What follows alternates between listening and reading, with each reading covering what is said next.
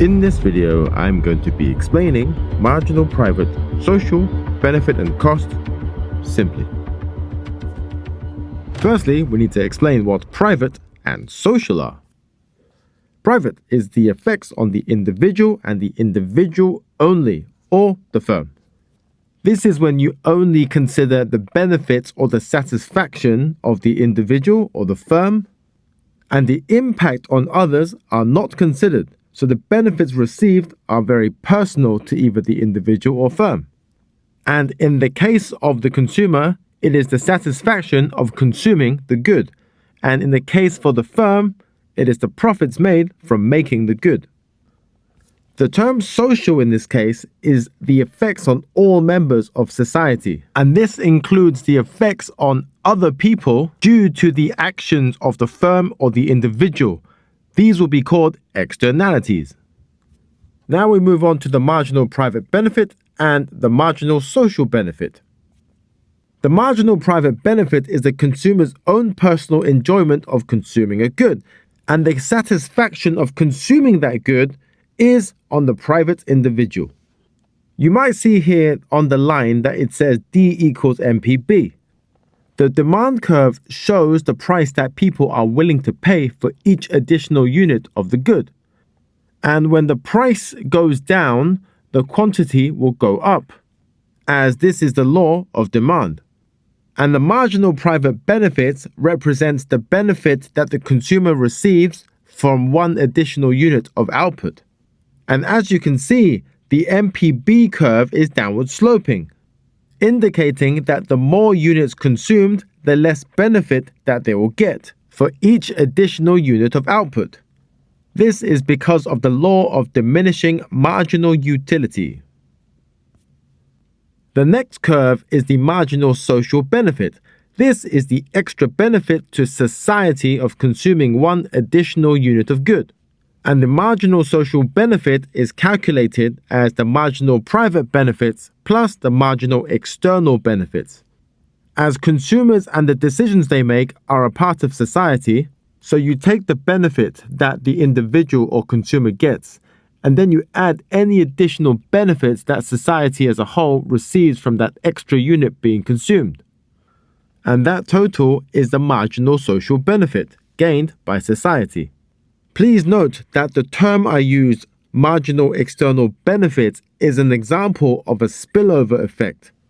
And the spillover effect can be either positive, like my example here, or negative, which is hurting others. When the marginal private benefit equals the marginal social benefit, this means that all the benefits of consuming one more unit goes only to the individual consumer, and there are no extra spillover benefits to society. In other words, what the individual gains is exactly what society as a whole gains. No more, no less. So for example, eating a bowl of rice at home by yourself will only affect the consumer itself, and there are no externalities to this, as there is not a single third party that is better off or worse off of the consumption of this bowl of rice. Simply put, there are no positive or negative externalities in this case. In the case for when marginal social benefits is greater than the marginal private benefits, this means that the individual only focuses on their own benefits, and they simply ignore the extra benefits of their consumption to society. And as consumers as a whole ignore these benefits to society, for example, vaccinations are beneficial as they prevent diseases from making everyone sick. So the consumption of vaccinations is highly beneficial. Another way to put it, vaccines have a positive consumption externality. Now moving on to when marginal private benefit is greater than the marginal social benefit. This is when society gains less than the individual as others are harmed. And this is a consumption of the good that creates an external cost. For example, if an individual decides to smoke a cigarette, the benefit they get is the satisfaction of smoking the cigarette. But because of that individual, society needs to deal with the extra costs of that smoke, such as secondhand smoke, which makes it a net negative for everyone else. And the distance between MPB and MSB is the externality. And moving on to marginal private cost and marginal social cost. Firstly, we have marginal private costs. These are the total costs to the firm for producing one more unit of output, and the costs incurred are all by the individual firms. And for the marginal social cost, this is the true cost to society of producing one additional unit of output, and the total impact on society is private costs plus external costs to society. So simply put, that the marginal social cost takes into account the marginal private costs plus the externality, whether it's positive or negative. This is when marginal social cost equals marginal private cost. This is when the cost to society is exactly the same as the private cost. Therefore, this does not impose any external impacts on others. For example, if a book publisher wanted to distribute one more digital ebook to a customer, the marginal private cost to this is essentially zero. And for the digital book, there aren't really any significant additional external costs created. So, for the cost for the publisher to produce it plus any effects on others are essentially the same, because there are no extra costs passed on to society. When marginal social cost is greater than the marginal private cost, this means that society pays relatively more than the producer does per unit of output. This is because the production of something creates extra costs that everyone else has to pay for, like pollution that makes people sick and costs money to clean up. The producer does not pay for these extra costs, so the total cost to society is more than what the producer has to pay. Therefore, the producer is overproducing said good, causing negative production externalities. This is when the marginal private cost is greater than the marginal social cost, meaning that society gains extra benefits from its production, which means that the firm's cost is higher than the true cost to society. Let me explain.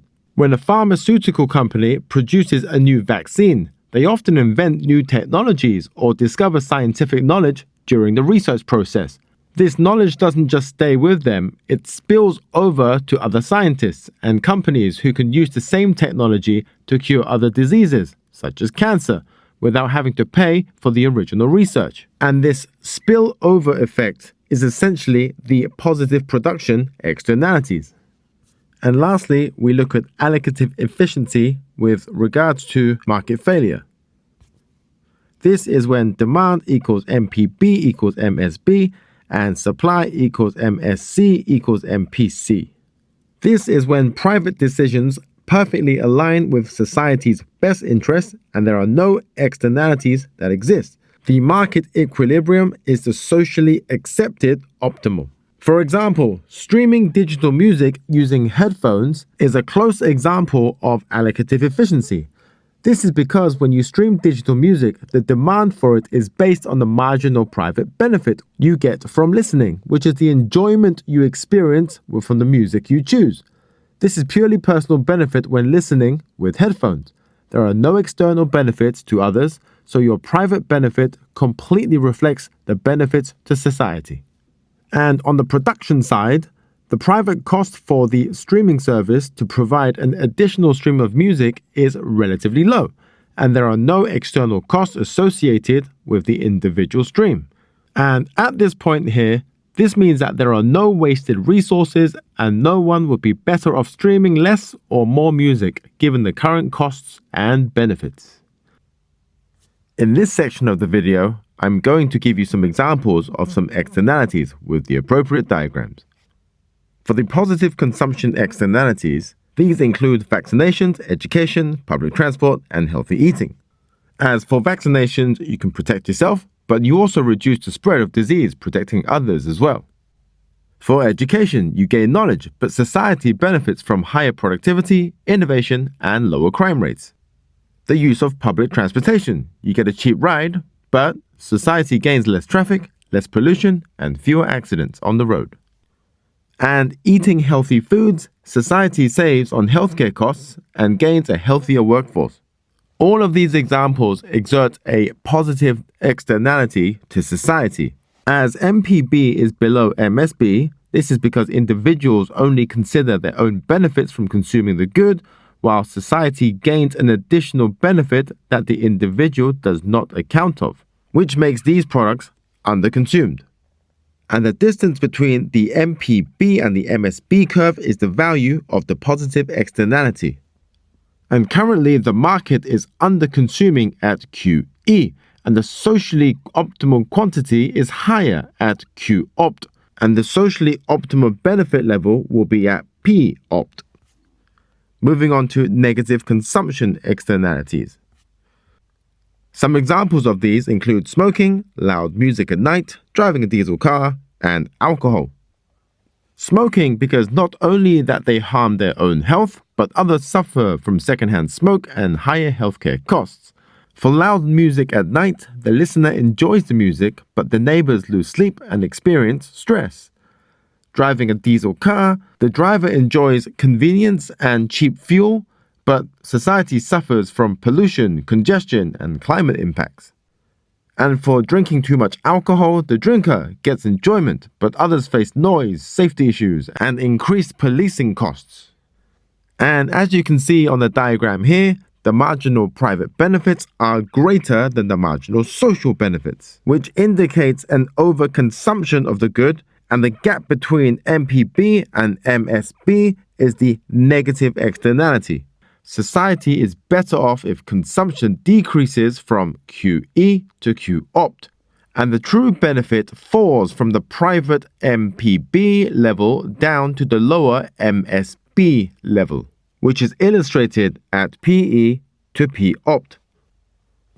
And moving on to positive production externalities, these include research and development, investment in training employees, open source software, and production of medicine. Research and development is one because new ideas and technologies often spread to other firms, and society benefits from innovation, better products, and faster progress. Training employees, workers gain skills that carry with them for life. And other firms will benefit when these workers change jobs or share knowledge. So society gains a more productive workforce beyond the original business. As a company open sources their software, other developers and companies use the software for free, and improving efficiency across the whole industry. Society benefits from faster innovation, few barriers, and improved technology. And producing medicine, the firm earns profit from selling the medicine, but society gains a healthier population, fewer sick days, and lower healthcare costs. The spillover benefits extend to hospitals, families, employers, and the wider community. In the case for a positive production externality, society wants more output because production benefits others. So the optimum quantity should be QOpt and not QE. And the true social cost to society is lower than the private cost, so the optimal price is lower at POpt, meaning underproduction. So firms don't account for the extra benefits their production creates. And lastly, negative production externalities. This includes air and noise pollution, chemical waste dumped, construction dust and congestion, and oil drilling and spills.